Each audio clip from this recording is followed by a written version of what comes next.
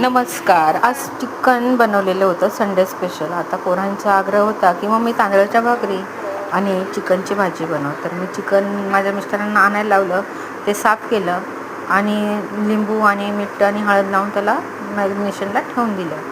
तांदळाचं पीठ टाकून मी तर आधीच अंदाण ठेवून दिलेलं होतं. त्याच्यामध्ये तेल आणि थोडं मीठ टाकून पीठ मस्त हटून घेतलं.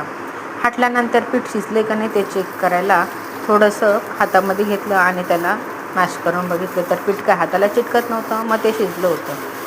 आता मी चिकन पण शिजायला टाकलेलं होतं, असं मळून घेतलेलं हे पण तुम्हाला दाखवलं. आणि आता मी भाकरी पण बनवलेली आहे, कारण मला खूप लेट झालेलं आज जेवण बनवायला, म्हणून मी पटापट करत होती.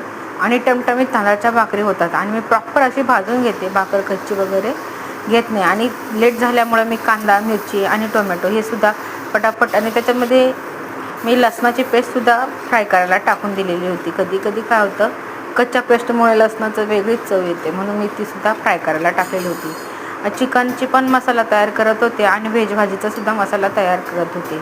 व्हेज भाजीमध्ये मी आपला मॅगी मसाला टाकलेला व्हेजिटेबलचा, आणि चिकन मसाल्यामध्ये चिकनच्या भाजीचा चिकन मसाला सुहानाचा टाकलेला. हे बघा, आता चिकनची भाजी तयार आहे. त्याच्यामध्ये मी छान अशी कोथिंबीरसुद्धा घातलेली होती. जरा शिजताना जरा कोथिंबीर टाकली उकळीमध्ये तर स्वाद आणि चव छान वाटते. चवीनुसार मीठसुद्धा टाकलेलं होतं आणि ताट वाढायला घेतलं. 2 तांदळाच्या भाकरी, थोडासा भात आणि उकळी आलेलं झणझणीत चिकनसुद्धा वाढून घेतलेलं होतं. हे बघा, छान असं चिकन झालेलं होतं. कांदा, लिंबू आणि त्याच्याबरोबर जर फिक्कं लागल्यास मिरची पण खाऊ शकतात. तर सगळ्यांना आता मला एक कमेंट आलेली होती, तुमची रेसिपी आवडली, कधी येऊ जेवायला?